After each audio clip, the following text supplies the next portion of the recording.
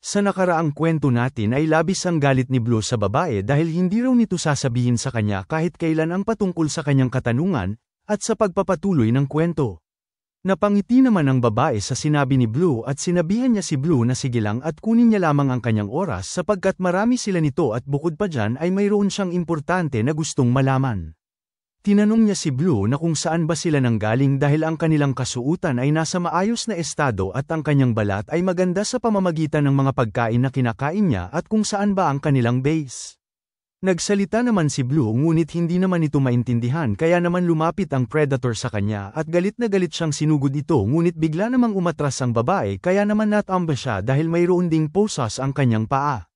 Sinabunutan naman siya ng babae at tinanong siya nito na kung gustong-gusto niya ba talaga siyang kainin. Sinabi naman ni Blue sa kanya na hinding-hindi siya magsasalita ayon sa kanyang kagustuhang malaman. Nakangiting sinabi ni Predator sa kanya na parang hindi pa rin ito alam ang kanyang kasalukuyang sitwasyon, siya ay isa na ngayong pagkain niya.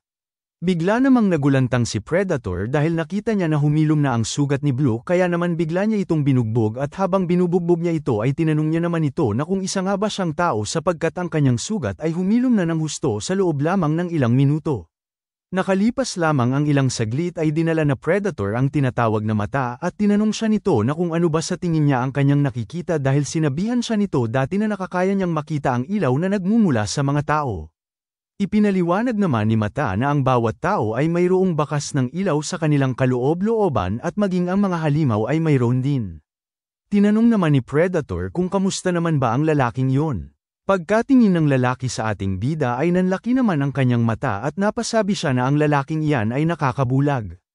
Nagtaka naman si Predator kung ano ba ang ibig sabihin nito. Dagdag pa ni Mata na kahit sino ay makikita ang liwanag nito mula sa malayo at tinignan niya naman ito sabay sabi niya pa na ang taong nasa harapan nila ay makinang na kumikinang at ang tawag sa liwanag na ito ay life force. Namangha naman si Predator sabay sabi niya sa ating bida na hindi na siya nagtataka pa na masarap ang amoy nito. Dumating naman ang isang alip-oras niya at sinabi niya na kinukulang na ang supply ng kanilang pagkain at nakakarinig na rin sila ng reklamo ng kanilang mga ibang kasamahan. Marami rin ang mga nagrereklamo mula sa mga nagdulot ng gulo at kine-question nila kung bakit ba hindi pa pinapatay ang mga ito at iminungkahi niya naman na kailangan nilang mahanap agad-agad ang kanilang base. Nilapitan naman agad ni Predator si Blue at tinanong ito na kung saan ba sila nanggaling at kung saan ang kanilang base. Hanggang ngayon ay hindi pa rin nagsasalita si Blue patungkol sa kanilang base.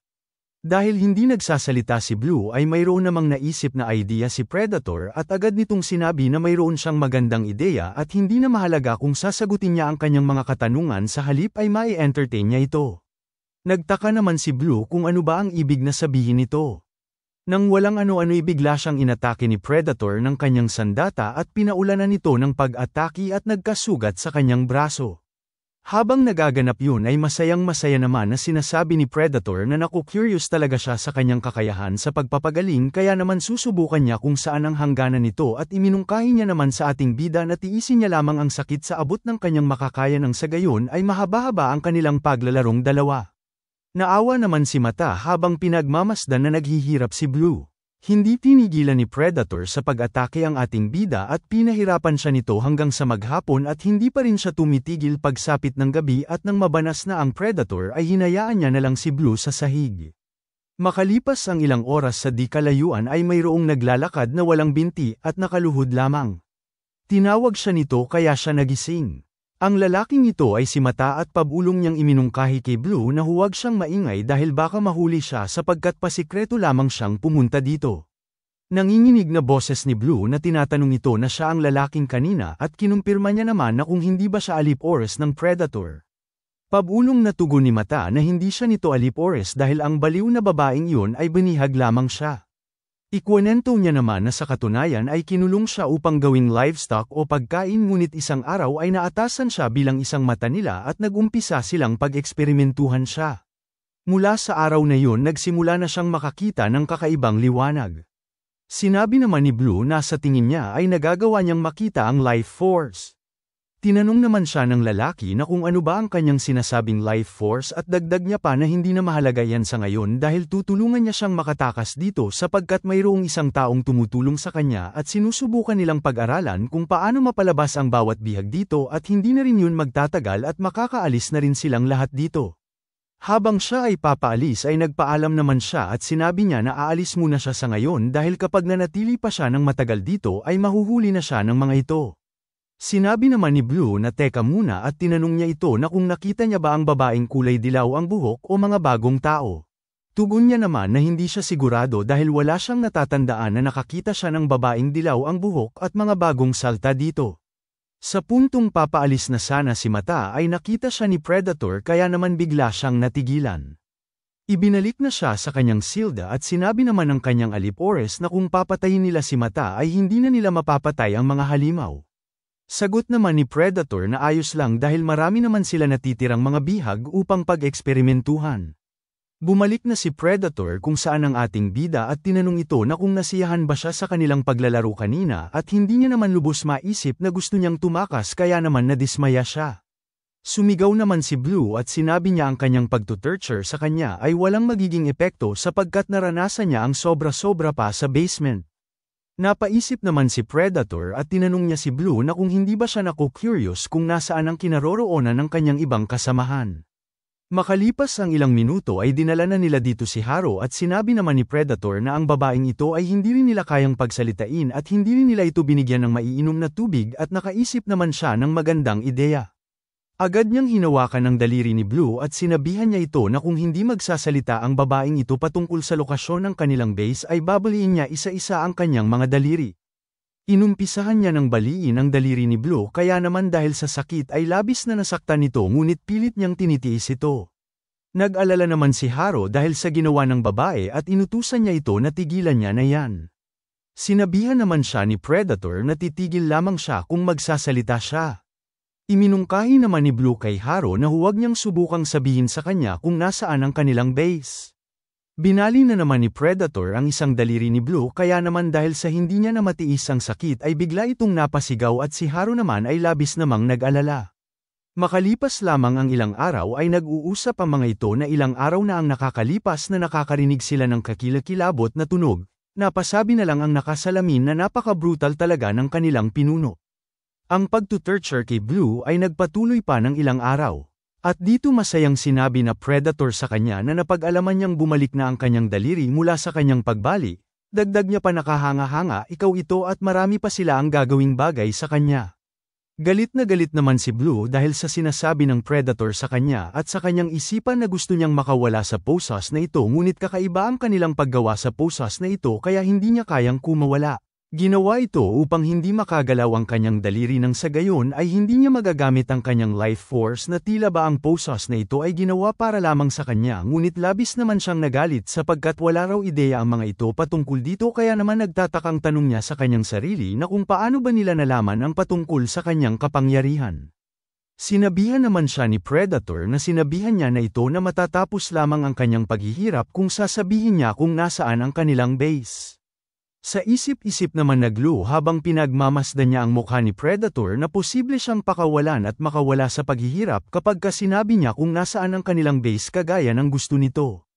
Ngunit naalala niya naman na ngayon ay alam niya na kung paano ang ekspresyon ng mga mukha nila kung sila ay malungkot at kung paano silang umiti kapag sila ay masaya kaya naman napagdesisyonan niya na hindi na niya nais pang bumalik sa kung saan hindi niya alam kung ano ang ekspresyon ng mga mukha nito kung malungkot o masaya. Pinakita naman ng Predator ang kanyang dalang pliers sabay sabi niya na tignan na lang nila kung paano niya maibabalik ang kanyang mga kuko sa pagkakataong ito. Habang kinukuha ni Predator ang kuko ni Blue ay nag-aalala naman ng gusto si Haro kay Blue at pagtapos noon ay nagpaalam na si Predator at sinabi niya na dito na muna nila tatapusin ito dahil pagod na siya at magkita na lang sila bukas. Wala namang kibo si Blue. Nag-aalalang tanong ni Haro sa kanya na kung ayos lang ba ito at kung nakakapag-isip pa ba ito ng maayos. Wala namang tugon si Blue at bigla niyang naalala ang kanyang ama na sinasabihan siya nito na isa siyang tanga ng paulit-ulit dahil sinabihan niya na ito dati na kapag mas mapapalapit at magtitiwala siya sa mga tao ay mas masasaktan siya. Nagsalita naman si Blue na siyang ikinagulat naman ni Haro at ikwininto ni Blue na sa puntong nag-umpisa siyang matuto patungkol sa mga tao ay sana kung hindi niya siya nakasalamuha ay hindi sana mangyayari ito ngayon sa kanya. Natigilan naman si Haro na marinig niya ang sinabi ni Blue. Kinabukasan ay bumalik na naman si Predator dala-dala ang kanyang pliers at habang papalapit siya kina Blue ay sinabi niya naman na mag-uumpisa na naman sila at kahapon ay hinugot niya ang kanyang kuko sa kamay at masaya niya namang iminungkahi na paano kung ngayong araw ay huhugutin niyo naman ang kanyang kuko sa paa. Bigla naman siyang nagulat dahil biglang nagsalita si Haro at sinabi nito na siya na ang gagawa. Nagtaka naman si Predator at maging si Blue. Nanginginig na sinabi ni Haro kay Blue na hindi niya na siya gustong makitang nahihirapan.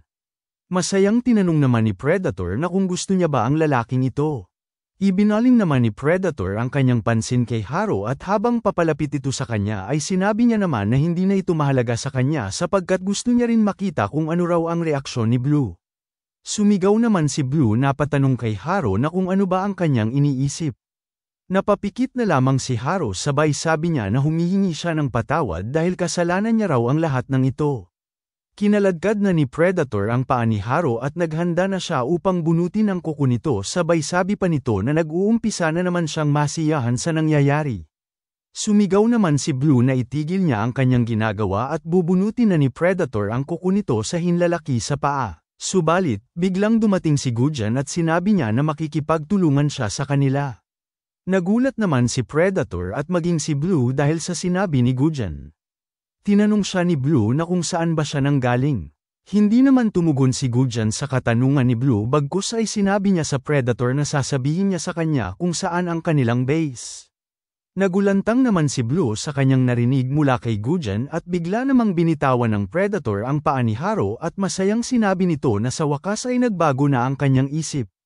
Dahil hindi makapaniwala si Blue ay sumigaw siya na patanong kay Gujan na kung nababaliw na ba ito at kung pagtataksilan niya na lang ng basta-basta ang mga taong nandoon sa base. Dahan-dahan namang lumapit si Gujan sa kanya at nang walang ano-ano'y bigla siya nitong sinipa na siyang ikinagulat naman ni Blue. Nanlilisik naman ang mga mata ni Gujan sabay sabi niya kay Blue na wala na siyang pakinabang para sa kanya. At dagdag niya pa na akala niya ay mayroon siyang clue patungkol sa pinagmulan ng mga halimaw ngunit nadismaya lamang siya sa kanya sapagkat mayroon nga siyang malakas na taglay na kapangyarihan subalit madalang niya lamang itong gamitin at sinabihan niya pa ito na wala siyang kakayahan at nakakaawa. Magsasalita pa sana si Blue ngunit biglang nagsalita si Gujan at sinabi niya na oo, ipagkakanulo niya siya. Hindi naman makapaniwala si Blue kaya naman magsasalita na naman siya sana subalit bigla na namang tinak pa ni Gujan ang kanyang bibig sabay sabi pa nito na tumahimik na siya dahil wala na siyang sasabihin pa sa kanya. Makalipas ang ilang minuto ay nag-uusap na sina Predator at Gujan, tinanong siya ni Predator kung ano ba ang nagtulak sa kanya upang magbago ang kanyang isipan. Ipinaliwanag naman ni Gujan na mas makatwiran kung magiging kakampi niya siya. Sinabi naman ni Predator na mas natagalan siya sa pagdesisyon kumpara sa kanyang kaibigan. At ang kanyang tinutukoy ay ang babaeng ito at sinabi ni Predator kay Gujan na sa puntong pagkahuli sa kanila ay sinabi nito kaagad sa kanila na tutulungan nila siyang mahanap ang kanilang base ngunit hindi niya naman matandaan kung nasaan ang kanilang base kaya naman hindi niya naiisip na may nabubuhay pa palang ganito katanga na tao. Napakamot naman sa ulo ang babaeng nakasalamin at sabay tawa niya at sinabi niya na sa kadahilanang kahit kailan ay hindi niya nabasa ang mapa at ang tanging ginawa niya lamang ay ang sundan ang mga ito. Iminungkahi naman ni Gujan sa kanya na mas mabuting ihanda nila ang kanilang mga sarili sapagkat marami silang magagaling na mandirigma sa kanilang base at dagdag niya pa na mas maganda kung isama niya ang lahat-lahat ng kanyang nasasakupan ng sa gayon ay madali niya lamang mapasok ang kanilang base. Masayang-masaya naman si Predator sabay sabi niya na wala talaga siyang puso. Makalipas lamang ang isang oras ay naglakbay na silang lahat patungo sa base ni na Blue at nagtatakang tanong naman ng isang ito sa kanyang boss na kung bakit ba pati ang kanilang bihag ay dinala pa nila, maging dahilan pa sila na mahuli sila ng mabilis. Sagot naman ni Predator na trip niya lang daw na dalhin ang mga ito sapagkat nasisiyahan siyang makita na nawawalan ang mga ito ng pag-asa kapag nasimulan na nilang pasukin ang kanilang base na pahirapan nilang pinuprotektahan ito noon. Tinignan niya naman si Blue at nagtaka lang ito dahil hindi man lang daw ito nagsasalita mula pa kanina. Habang sila ay naglalakad ay kinausap naman ni Haro si Blue at sinabi niya na alam niya na malamang ay hindi niya na ito kakausapin dahil daw sa kanya ay nagawa siyang mahuli at nakaranas ng hindi masukat na paghihirap. Wala man lang naging tugon si Blue sa kanyang mga sinasabi at dahil doon ay nalungkot naman si Haro at nanginginig naman niyang sinabi kay Blue na humihingi siya ng patawad dahil daw sa kanya ang lahat kaya ito nangyayari. Tumigil naman sa paglalakad si Blue at biglang tumingin kay Haro na siyang ikinagulat naman ni Haro. Nagkatinginan sila ng mata sa mata at bigla siyang dinilaan ni Blue at nagulantang naman si Haro dahil sa kakaibang ikinikilos ni Blue. Sa kanilang paglalakad ay kinumpirma naman ni Gujan kay Predator na kung talaga nga bang dinala niya ang lahat ng kanyang mga alipores kagaya ng kanyang sinabi sa kanya. Sagot naman ni Predator na oo naman maliban na lang sa iilan na kanyang mga alipores sapagkat naiwan daw ang mga ito upang bantayan ang kanilang farm. Habang sila ay naglalakbay ay mayroon pang nagtutulakan at mga maiingay na nag-uusap. Nang marinig yun ni Gujan ay napasabi na lang siya na ayos ito dahil umaayon ang lahat sa plano at bigla siyang tumigil sa paglalakad. Parang nagtaka naman si Predator at nagreklamo naman ang kanyang mga alipores na kung bakit ba sila biglang tumigil sa paglalakad dahil wala pa naman silang nakikitang base dito at nasa open area sila. Sagot naman ni Gujan na ganun na nga at nagulat naman ang lalaki dahil sa sinabi ni Gujan. Dagdag niya pa na sa lugar daw na ito ay wala masyadong gusali na mapagtataguan at pinapaligiran sila ng syudad at isa lamang ang daan upang makatakas dahil doon ay magiging delikado kung aatakihin sila dito ng mga halimaw. Nagtatakang tanong naman ni Predator kay Gujan na kung ano ba ang ibig sabihin ng kanyang mga sinasabi. Bahagyang tumahimik si Gujan bigla niyang ipinaliwanag ang signal sa kamay at ang ibig sabihin lamang nito na kung makasalamuhan nila ang mga kalaban may kailangan nilang magtago at magpatuloy. Ang ibig naman sabihin nito ay umatras na sila kung tagilid na ang kanilang sitwasyon at habang nagpapaliwanag siya ay nakikinig naman silang lahat habang si Haro naman ay nasa likuran na ni Blue. At ang panghuli ay kapag hinawakan niya ang kanyang baba ang ibig sabihin lamang nun ay nagsisinungaling lamang siya. At ito nga ang eksaktong nangyari noong sinabi niya kay Blue na ipagkakanulo niya ito at sa puntong magsasalita na sana si Blue ay bigla namang tinakpan ni Gujan ang kanyang bibig at nagkatinginan sila ng mata sa mata at nakuha naman yun ni Blue kaya naman hindi na siya nagsalita pa. At dito binalikan ang eksena at ang pagdila ni Blue kanina kay Haro ay nasa kanyang dila pala ang susi na pinakain ni Gujan sa kanya noong tinakpan nito ang kanyang bunganga at dahil doon ay nanlaki ang mata ni Haro dahil hindi siya makapaniwala. At ang sinyas na ito ay ang ibig sabihin lamang nito ay umatake sila kung hindi nila maiiwasan ang labanan ng kanilang kalaban. Nagtaka naman si Predator dahil dun. Samantala sinusiyan naman ni Haro ang posas ni Blue at natanggal na rin ito sa wakas kaya naman agad siyang naglakad at walang hirap lang binasag ni Blue ang kadena sa kanyang paa at nang makita ito ng alipores ni Predator ay bigla naman siyang sumigaw na nakawala na ang bata. Naglakas loob naman ang nagsisilbing kanang kamay ng Predator at sinabi niya na siya na ang bahala at agad naman siyang pinigilan ni Predator na huwag niyang labanan ang batang yan dahil hindi niya alam kung ano ang kakayahan nito.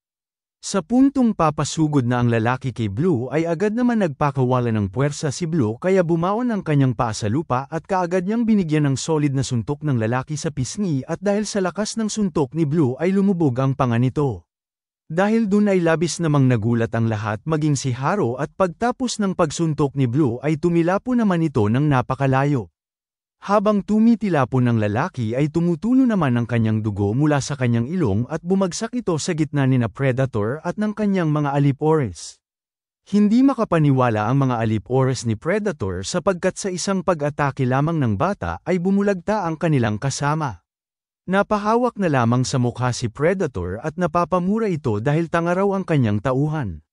Sa di kalayuan ay mayroong gumagamit ng binocular at nakita niya ang signal ni Gujan na umatake na sila at ang gumagamit ng binocular ay si Mata at mayroon siyang hawak-hawak na parang remote ng pampasabog at dahil nakita niya ang signal ng kamay ni Gujan ay hindi na siya nagsayang pa ng kahit na isang segundo at agad niyang pinindot ito kaya naging dahilan ito ng pagsabog sa lugar na siyang ikinagulat naman ng mga tao.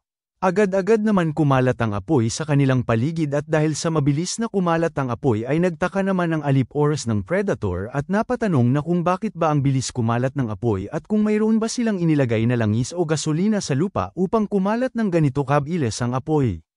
Pagtapos nun ay galit na galit naman si Predator kay Gujan at dahil sa apoy ay papalapit na sa kanila ang napakaraming halimaw at agad namang inutusan ni Predator ang kanyang mga alipores na umatras na muna sila ngayon. Sa puntong papaalis na sila ay nagreklamo naman ng kanyang alipores na ang kanilang daanan ay nag-collapse na dahil sa pagsabog na yun kanina. Hindi naman alam ni Predator ang kanyang gagawin at napapamura na lamang ito kaya naman nang makapag-isip na siya ng kanyang gagawin ay inutusan niya naman ang isa niyang alipores na dalhin niya dito si Mata at ang iba niya namang mga alipores ay inutusan niya na patayin nila ang mga bihag nila.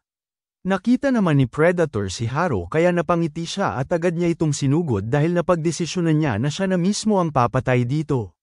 Habang papalapit ang sandata kay Haro ay labis naman ang kaba ni Haro na nararamdaman ngunit bigla na lang umilo ang kanyang mata at kaagad niyang iniwasan ang pag-atake ni Predator sa kanya.